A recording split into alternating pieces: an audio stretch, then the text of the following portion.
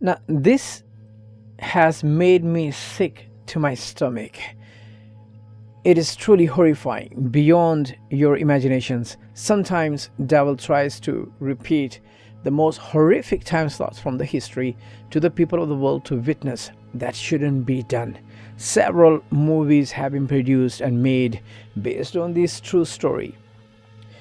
The scary part, periodically some unfortunate weak souls get inspired from these historical events, give full control of their lives to the devil to possess the weak to repeat these scary events from the history. The motives behind this serial killing was Johnny, because he already wanted to kill his family, and he asked Cassie if she wants to kill her grandparents.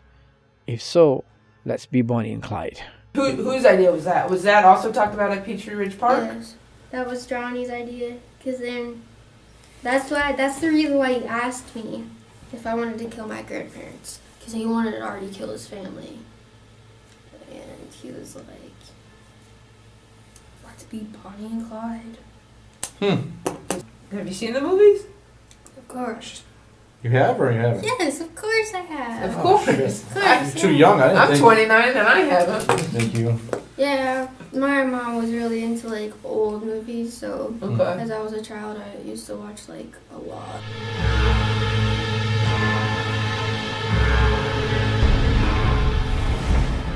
You may have heard there was a prison break. This is a highly coordinated operation. It was Bonnie and Clyde. Governor, this has to end. We will capture them. Write that down and underline it twice. They've committed dozens of armed robberies and several cold-blooded murders. There's only one man who can take them down. I'll come back. This is 1934. Gangsters, submachine guns. Police are not yet releasing details, but have stated that Bonnie and Clyde may have struck again. What the hell is the world coming to? Used to be you had to have talent to get published. Now all you gotta do is shoot people. Those were the bad guys.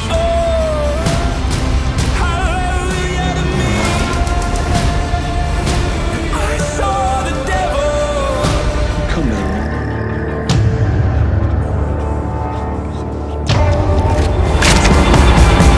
A teenager and her boyfriend are accused of killing her grandparents.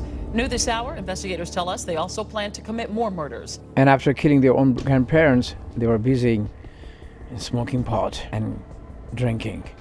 Police say Cassie admitted the teen stayed in the home smoking pot for days as her grandparents' bodies laid upstairs. Interestingly, I want to put side by side the reality from 1930s, a real Bonnie and Clyde and Barrow gang, and the inspired from Bonnie and Clyde gang, Cassandra, also known as Cassie and Johnny Ryder, who are the stars of our episode today. Warning, today's episode is truly graphic, but also extremely educational. Stick with me till the end, but if you're a fan of dark, mysterious, true crime stories, true crimes in a story or movie recap or review format, please subscribe to our YouTube channel. Without further ado, let's dive into today's episode. I'm Uzair Sipra, and welcome to another episode on the shocking mystery on the Mirror.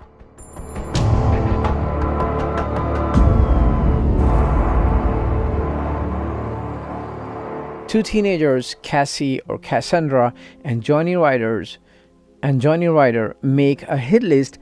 Back in 2017, the blood-curdling agenda lines up, starting from their own grandparents to kill, then their parents, and so on, the rest of the family members. How horrifying it could be when these teenagers, after killing their own grandparents, then they put their own mother and the rest of the family in their hit list. Comment. After court, Bjorge's mother didn't react to hearing she was also on a hit list, but earlier with her attorneys, she asked for support. Even listen to my own words right now, I'm having my own goosebumps. What they used to kill their grandparents: tire iron, baseball bats, butcher knives, beat and slice the throat of their own grandparents. Investigators say the teens used a tire iron, hammer, baseball bat, and butcher knives to beat and slice the throats of the grandparents. They were the Barrow Gang, also known as Bonnie and Clyde. This Barrow Gang was active for 2 years, from 1932 and 1934. They were well-known outlaws, robbers, murderers, and criminals who, as a gang, traveled the central United States during the Great Depression.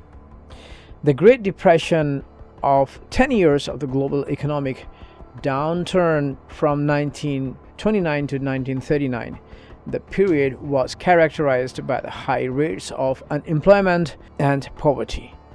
Their exploits were known all over the nation. They captured the attention of the American press and its readership during what is sometimes referred to as a public enemy era, and the gang was best known for two of its members, Bonnie Parker and Clyde Barrow.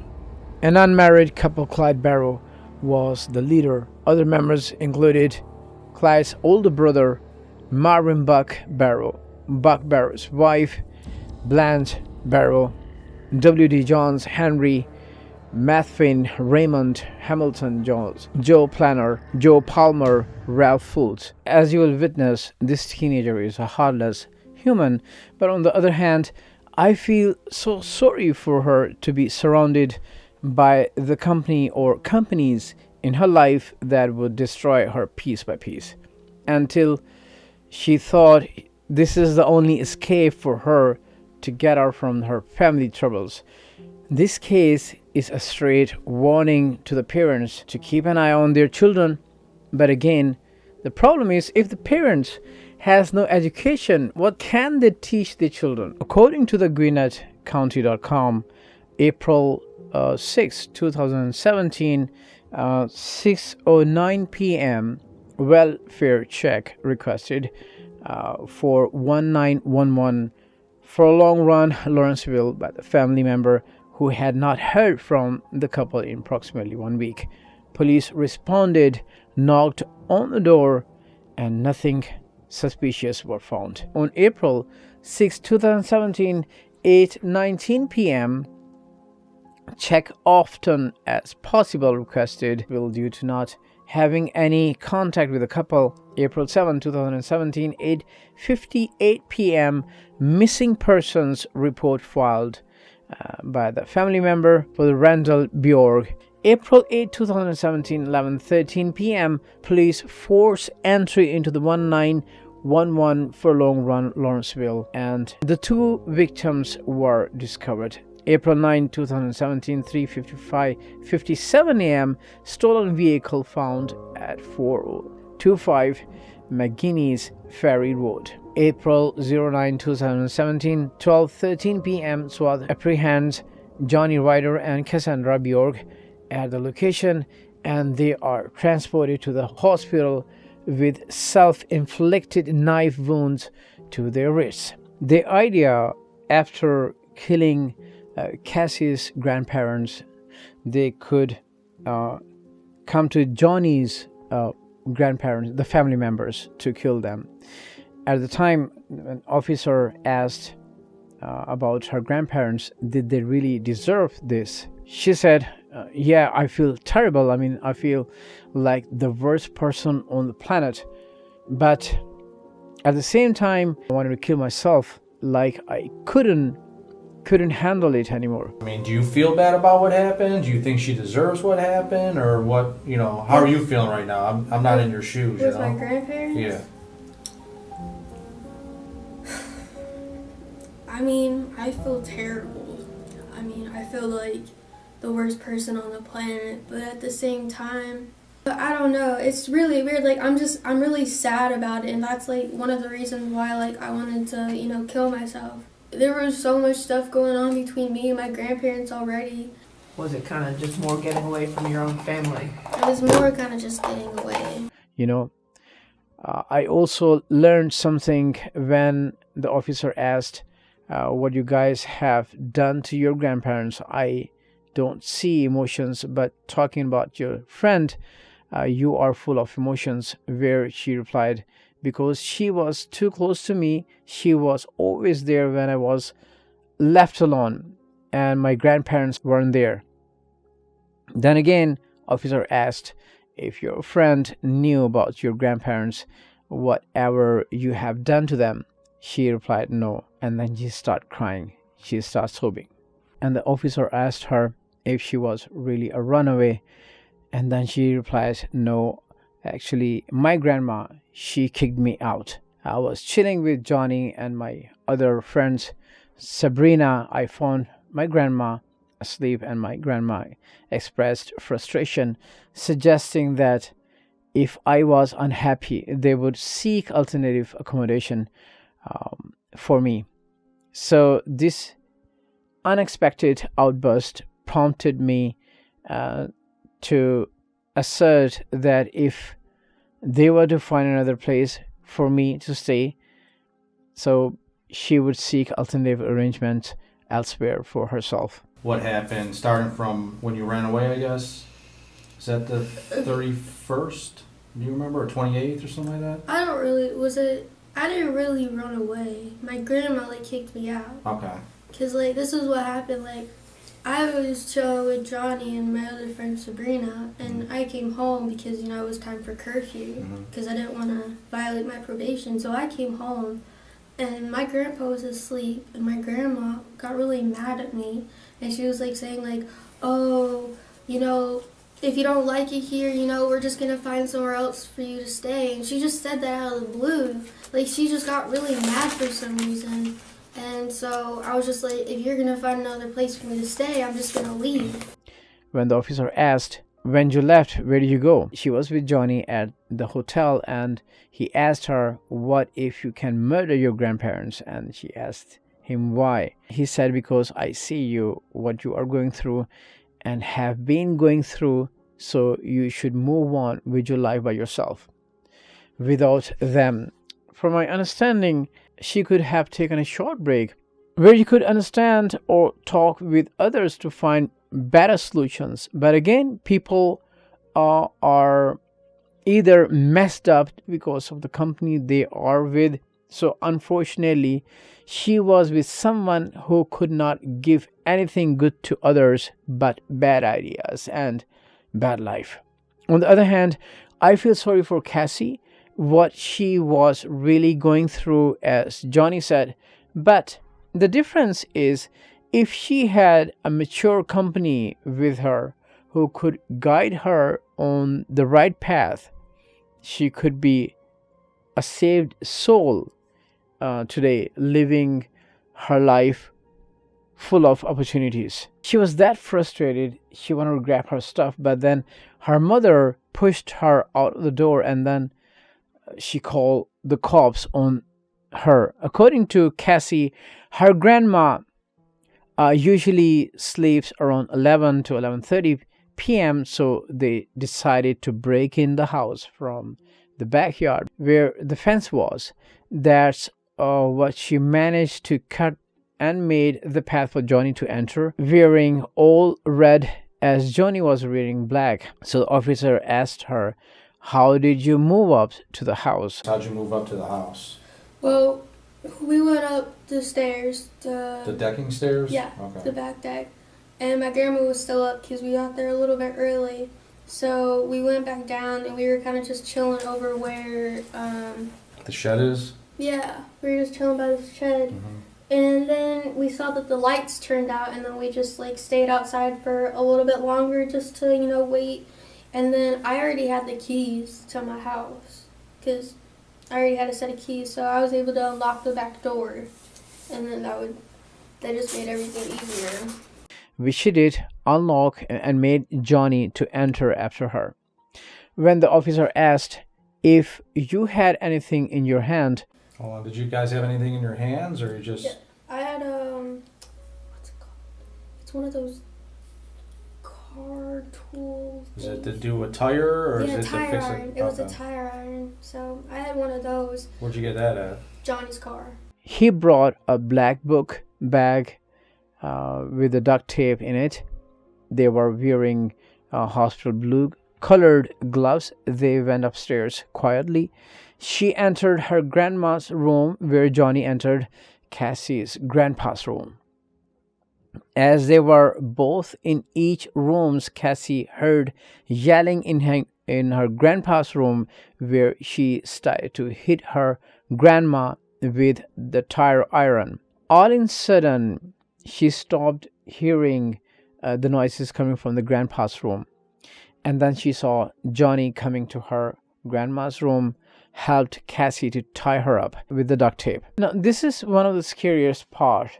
When she said she dragged her grandma to her grandpa's room, and her boyfriend asked her to bring the butcher's knife. And then she gone downstairs in the kitchen and brought 3 big butcher knives. And then they started to stab grandpa while she was being beaten up to death. Cassie asked her grandmother to tell them the safe code. And after killing them both, they already had the code. When she opened the safe, there was $1,000, which she got it. And then Johnny cut her grandpa's throat. What I see throughout since the beginning, she was in the wrong hand. She didn't get anything from the parents. Otherwise, parents, they could teach. But of course, we know some children, they are wild, they are non-listening, but this is the parents. The parental teaching is very, very important. It plays a very big role in their life to teach them how to contribute in the society when they grow older. So this basic education by the parents to the children is extremely important, which she was missing. So that's why she went to the wrong hands. So that is why her mother sent her to her grandparents, to her mothers, to their parents, which Cassie's grandparents. So where she became wild, she was non-listening. She couldn't understand them. They couldn't understand her. So this all was happening. It was a messed up thing. So after killing the grandparents, they started to live in that house for a couple of days.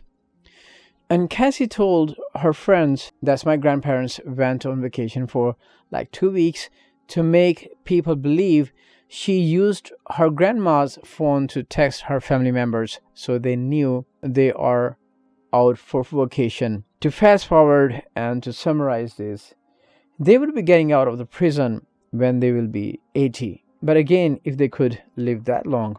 Stick with me as I'm going to make a comparison with the real character from the history to learn further, if you could, shall we?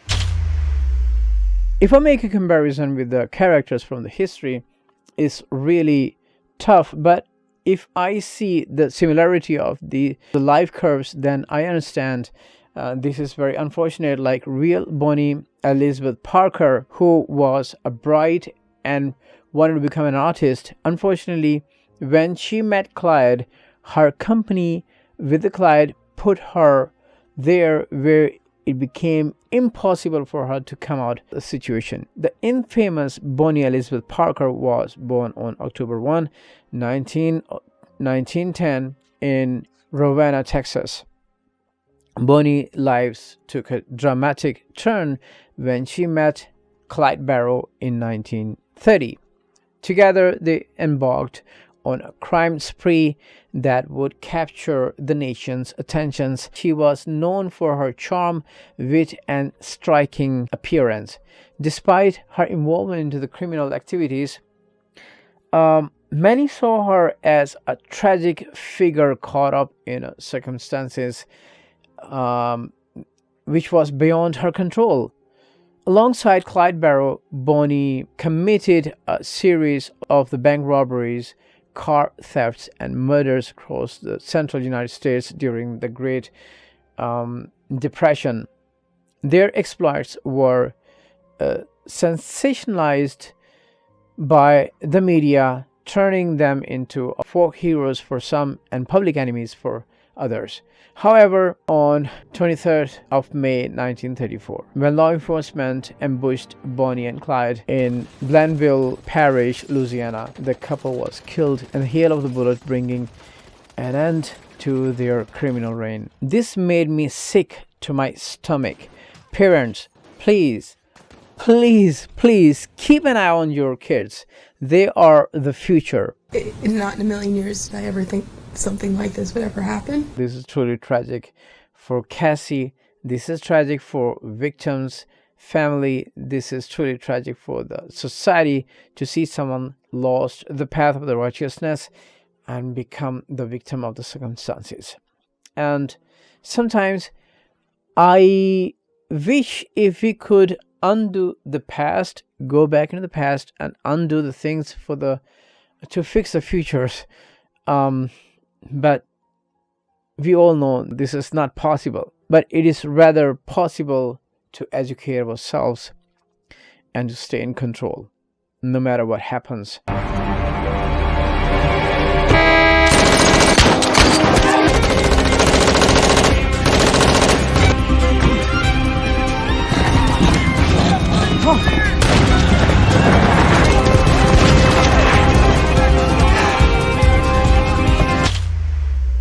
So this was all for today.